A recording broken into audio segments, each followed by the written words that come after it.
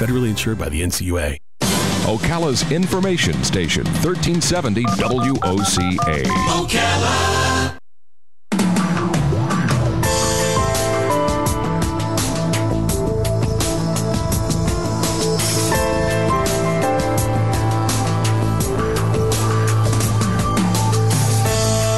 All right, it's 8 minutes after 11 o'clock. Thank you for tuning in this Monday morning. Did you see in the news that there are some distressed homes in Detroit selling for $500? No, I did not. Ay, ay, ay.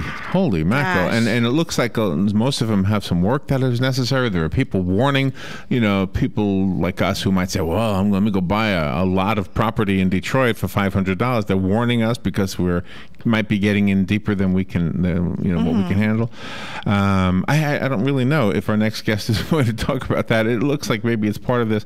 Salvatore M. Buscemi, I hope I'm saying his name right. He is on the phone. He's the managing director of Dandrew Partners, and they place capital from prominent institutional investors into middle market distressed commercial real estate investments. So that would be commercial. The co-founder of Dandrew Strategies, Salvatore is also, and the book that Salvatore Buscemi has written is called Making the Yield. We have a couple of copies here. Real Estate Hard Money Lending Uncovered. Good morning, Salvatore. How are you guys? Thank you very much for having me on this afternoon. Pretty good. My first question, how did I do on your name? I give it about a 7 out of 10. It's Salvatore, but you can call me Salvo. That's fine. Salvatore. That's so I messed up on your first name, not your last.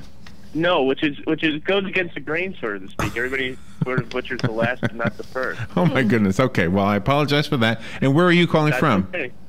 Right now I'm in Laguna Beach, California today. In California? In California. We had a little bit of a conference out here, meeting with some investors. So they want to know what's going on, and the key takeaway was, people are basically looking for yield today. They nobody knows where to put their money into anything that's going to be able to produce any sort of return, cash, coupons, widow and orphan type of funds, that come in to procure their retirement. So that's really what we've been talking about over the past weekend. Okay. Since I've been out here. Well, thank you for getting up early on the West Coast. Where's home normally? New York City. Oh, New York. Okay. Well, thank you for. Yeah. Well, so when I was talking about the distressed Detroit properties, that's probably not what you're talking about, right? Because you do commercial properties.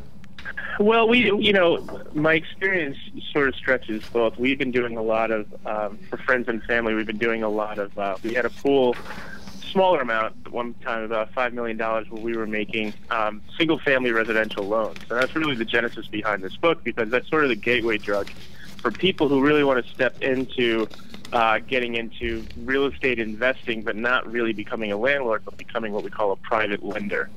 So these are people who are making private loans against real estate at very conservative values and getting a high interest rate and return on it. And that's really what the genesis was behind that, because there was a lot of demand for, hey, I'm yield starved today. If I put my money into Ally Bank, I'm getting less than 1%.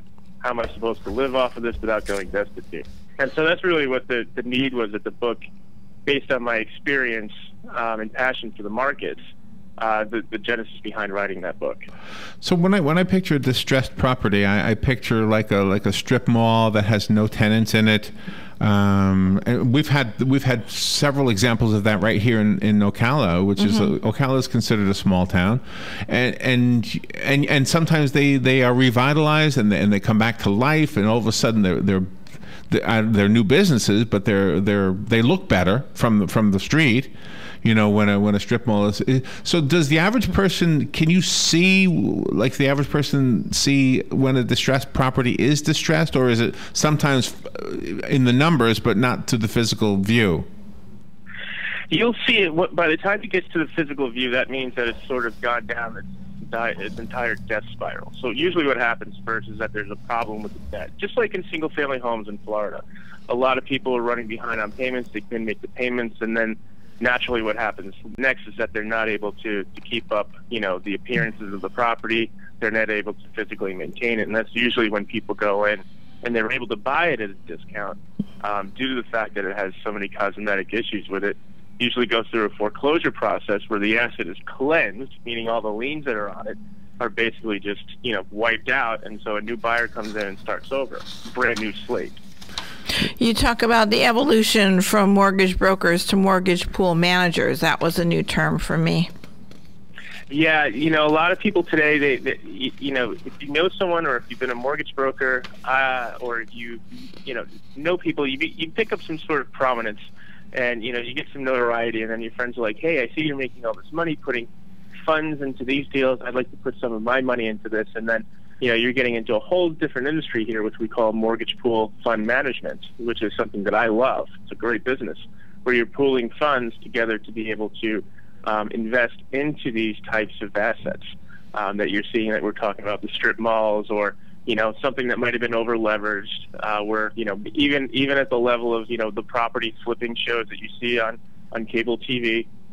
That's really what it comes down to, is being able to participate alongside some of the smartest guys who are doing these by investing in these deals as a mortgage pool investor. One of the things that we wanted to ask you about was if you getting real estate that is local, commercial real estate that is local, as opposed to something not in your own hometown. So the allure of the story out of Detroit is that if you have a few extra dollars and you see there's an investment opportunity, maybe for a rundown strip mall. I don't even know. I mean, the photos look like Detroit's really in big trouble. Yeah, I wouldn't go near Detroit. I think that's a really bad example. There was a person in Tampa who was running a mortgage pool a couple of years ago, and he cultivated about $1 million from his brother-in-law. True story. And he did this right around Labor Day. And he, instead of putting it into a few, the old rule in real estate is location, location, location. Instead of putting a few of them into Orlando and Tampa, he went all down in Detroit, and he wound up losing everything. And the reason why Detroit is having such a problem right now is because, it's its location. There's relatively no jobs in Detroit, comparatively speaking. So that's sort of what I would consider to be more speculation than anything else. It's sort of like buying a penny stock. Okay, Salvatore, we need to take a little break. I apologize for cutting in there. We need to do the weather and some commercials, and we'll be right back, though. And I want to make sure the listeners know the book is called Making the Yield, Real Estate, Hard Money, and Lending Uncovered. Salvatore Buscemi will be back with us when we come back. If you have any questions, by the way, the phone lines are open, 622-9622. We will be right back. The weather is brought to you by myfwc.com. Safe boating is no accident. Sunshine and nice this afternoon, high 85 to 87. Clear to partly cloudy tonight with patchy late night fog, low 60 to 63. Sunshine and pleasant tomorrow, high 85 to 88. Tomorrow night clear, low 61 to 64. From the Florida Weather Center, I'm Jonathan Reed. You've got a garden, and we've got a show for you called You've Got a Garden with your host, Master Gardener Carol Ann Baldwin. Carol Ann answers your questions about your flowers, your veggies, your grass, your trees, even questions about your bugs. And she's only on WOCA, so don't miss Carol Ann Baldwin and You've Got a Garden each Tuesday from 9 a.m. to 10 a.m. right here on WOCA The Source. Hi, Danny Warfel here. Get moving with Florida Credit Union's fast and easy loan approval process. Let Florida Credit Union start up a new car loan for you today. No more waiting, hassles, or stop signs. You can even apply online. With a strong financial team behind you, you can enjoy great rates and fast approvals. It's all about personalized service and a streamlined process. Florida Credit Union, connecting your money to your life. Real estate is the largest and most personal investment that any of us will ever make. Be sure to tune in Tuesdays at 10 a.m. when Bob Kennedy, owner of Berkshire Hathaway Home Team Realty, will be answering your questions and discussing real estate. So remember, that's Tuesdays at 10 a.m. Call 622-9622 with your questions. It pays to be an informed buyer or seller. This is news you can use from Berkshire Hathaway Home Team Realty and your friends here at WOCA. Career Source, Citrus, Levy, Marion brings together business and community partners, economic development leaders, and educational providers to connect employers with qualified, skilled talent and job seekers with employment and career development opportunities. Tune in the first and third Wednesday of each month at 9:30 a.m. to Career Source, Citrus, Levy, Marion, and learn how they can help you. That was the sound of a tree falling. It could be your tree. You're going to have it trimmed, but never got around to calling Pride Tree Service. It could have fallen in a field, and now all you have to do is call Pride Tree Service, and they'll have it quickly out of the way for a great price. But don't wait until the tree falls. It may not fall in the field. It may hit your car, your house, or worse. So call Pride Tree Service today and avoid all those headaches before they happen. Pride Tree Service, 840-0750. That's 840-0750. All right, 18 minutes after 11 o'clock. Thank you for tuning in this beautiful, nice looking Monday morning. Our guest is out in California, Salvatore M. Buscemi. His book is called Making the Yield. And if you have any questions, by the way, during the course of this interview, feel free to call in, 622-9622. Salvatore, you know, one of the things that I had a question about, when people don't have money to invest in real estate, especially commercial real estate, I'm not talking about a house, they don't have the money, and they can go borrow the money.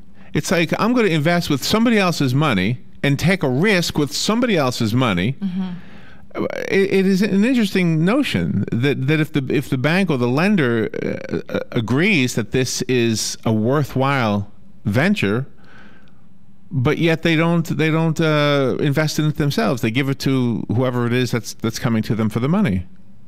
Yeah, it's a different skill set, right? I mean, there's a lot of guys out there who don't have a lot of money, but they know they're very good operators. They're very good at turning things around. Banks and lenders are not good operators. It's a totally different skill set. And so you're going to see, and this is something that's always been around, and this is the second oldest profession in the world, is lending on assets. If you have good collateral, and you know it, you're going to lend against it, because the worst that can happen is that you're going to wind up taking it back. So it's really sort of, the guy might not have any money, that's fine. But that's really how the private hard money lending business has been going for the past 40 years. If I was to buy a strip mall for $1 million, but it's worth $4 million, are you going to lend me the $1 million? And chances are, if you have it, yes, you are. Because the reason is because it's collateralized very well, and you have collateral, which is a very strong asset. And all you need really is the brains behind it to do that. You're going to see that. And that's a story that happened a long time ago with Trump. If you've ever read any of his books, is that he was a very good operator, but he just didn't have access to the money. And the banks today, most lenders, they're just looking for a return. They're not in the property management business. They don't want to deal with the tenants. They don't want to deal with all that. They just want to get money out because they have beneficiaries, pensioners, mouths that they have to feed. I think the only Trump book I ever read was the first one, The Art of the Deal. And I remember in The Art of the Deal, he was saying that he was not born with a silver spoon in his mouth. I mean, by my standards, he was. Mm-hmm. But he didn't feel like he was. But he said he made up this name, Trump Enterprises. He explained they used the word enterprises to seem bigger than he was. Mm-hmm. But he was doing exactly what you're talking about. He was not using money he had. He was borrowing it. Exactly, and that's the way real estate banking has always gone on. His first two books are great. Anything after that are not really, I think, aren't really that good. The first two he wrote himself. Which that's one really the nature of the industry. Is Art of the Deal, was that the first one? Art of the Deal? Yeah, and The Art of the Comeback was the second one. That was published, I think, in 91. What I couldn't figure out is that right here in Ocala, there are areas where grocery stores have moved out and left this huge building inside a shopping center. Well, when the Social Security Administration's building had a roof leak and things like that, instead of repairing it, they wanted to go to another location. Instead of going to that shopping center where that huge grocery store was vacated, where it was ample parking, there were still other businesses in that shopping center, they just bought a piece of land with nothing on it and built a new Social Security building. I always thought that was pretty bad for our economy here.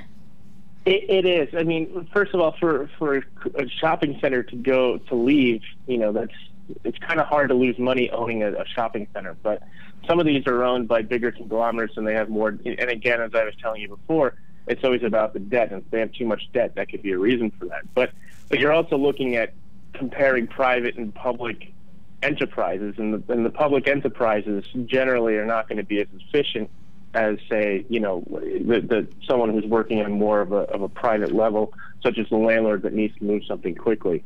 There's always going to be motivations behind that you're never going to know about, politically speaking, why somebody would just decide to break earth on a brand new Social Security center rather than just moving into probably a very physically fit location for them to be able to, move offices over to where there was a grocery store at one point. And similarly speaking, there's probably just as much square footage, probably if not more, than the older Social Security building. But here you're talking about two different things, and that is church and state, and that is the government versus the private sector in real estate. And there's really no answers behind that. Yeah, there's really no answers behind that. We hear about crowdfunding for a lot of different things nowadays. Does it apply to real estate? It does. I think it's going to be a mess. Here's why. You really can't take someone that has $1,000, $2,000 and expect them, to pool all this money together to be able to buy something. I think I think a lot of people are watching Shark Tank today. They're watching TV, but they don't really understand what it's like to manage money. And, these people are investing in things that they don't know anything about. They're investing in people who might not be good operators. They could be poor operators. There's no alignment of interest. And I think that's going to be a big deal. And unfortunately, I don't think it's going to be something that's going to work out very well on behalf of the investor, because you're dealing mostly with unsophisticated investors who don't know how to value anything. They're putting money into something that they think is a mutual fund that's liquid. It's not. It's not like they can cash out their shares at any point, like you can call it Merrill Lynch or TD Ameritrade. And I think it's going to be a mess. I really do think so. I might be using the wrong word here, and because I'm not a real estate guy or a money guy, but a REIT, R-E-I-T, is that the old way of crowdfunding? Well, I heard that I could have bought a piece of the Empire State Building or something like that. That's true. About 5 years ago, this is basically people can buy interest into a building, and that's called a real estate investment trust. And that's usually something that is sold on the, if you think of an IPO, these companies can, prepare to sell an asset, and they'll sell it to investors. And what they do, Larry, is that they sell it up into prices per share. But that is also publicly traded. So you can call up your broker to do that. When you're dealing with crowdfunding, that's private placements, private partnerships, totally illiquid. So you could flip and day trade the Empire State Building REIT because it's publicly traded. However, you're not going to be able to do that because there's no shares that actively trade in the crowdsourcing opportunities that you're seeing that we talked about before. A REIT is something that's totally different. Usually that has to do with some sort of public offering, and that's usually how the owners get cashed out. With the crowdsourcing, that's a totally different thing, and that runs under the private partnership type of what we call a private placement type of issue. I found your pitch book for promotion section very interesting. I never heard that phrase before. Yeah. Thank you. Yeah, I mean, a lot of times, and I've noticed just working with people over the past 17 years, is that they have a great deal, right? But they don't know how to communicate it. They say, hey, here it is. Let's go to the Starbucks. I'll write it on the back of a napkin for you. But that's really not a credible way to get money from people. Today, money is very plentiful. There's a lot of people who are very anxious about the stock market. They want to get their money out. They see opportunities, whether it's in their backyard, whether it's a foreclosure in their neighborhood, or what we were talking about before, perhaps a grocery-anchored type of commercial piece of real estate. How do you raise money around that?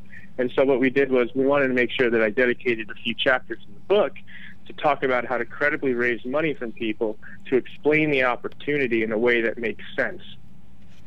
We have some callers trying to get in, so let's let them speak to you. Making the Yield is the book. Salvatore M. Buscemi is the author.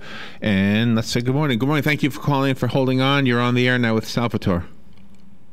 Yes, how you doing this morning? Good. Yeah, I heard you just talking about investors and, make sure you get the right one. How you go by, really saying that, you're going to trust the investor that you have to invest in the right situation for you?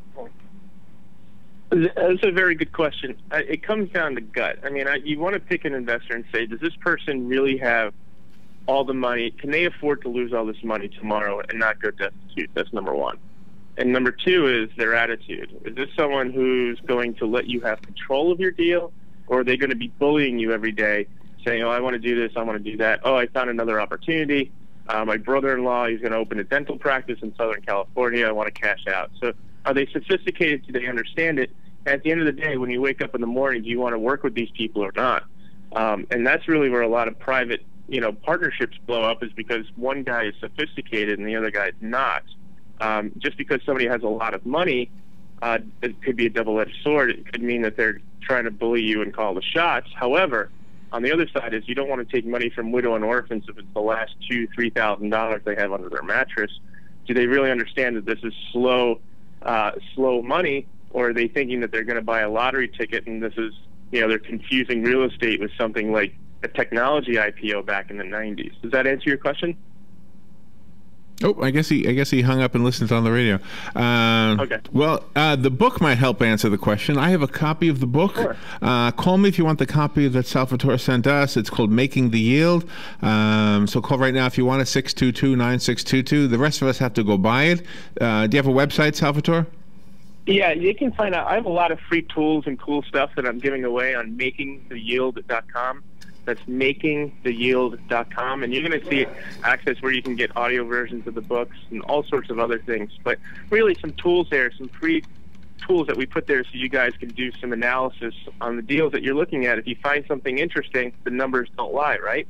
And it'll allow you to look at these deals dispassionately, which is something a lot of investors have a hard time doing, where if it's going to make sense or not. So I encourage people to go to makingtheyield.com to download some free tools, software that I put up there for your listeners, Larry. Okay, excellent. And let's see if somebody wants the book. Good morning. You want the book? Yes, I do. And who's this? Melvin Butt. Melvin? Okay, and do you know where we are? Yes, you're in the mall. Yes, sir. Okay, we'll put your name on it. It'll be waiting for you. Oh, okay. Where y'all located exactly? Do you know where the food court is? Yes, sir. We're just outside the food court, so you have to come outside the mall, and we're right in the spot that used to be Piccadilly Cafeteria. Okay, I know where you're at. Thank you. Okay, thank you. And Salvatore, thank you so much for being on the air with us today. Interesting stuff. Thank you. And for the listeners, again, go to makingtheyield.com, and then you'll be able to see everything we were just talking about. Have a safe trip back to New York. Thank you very much, Larry. Take care, guys. I appreciate it. Thank you for your time. Thank you. We'll be right back.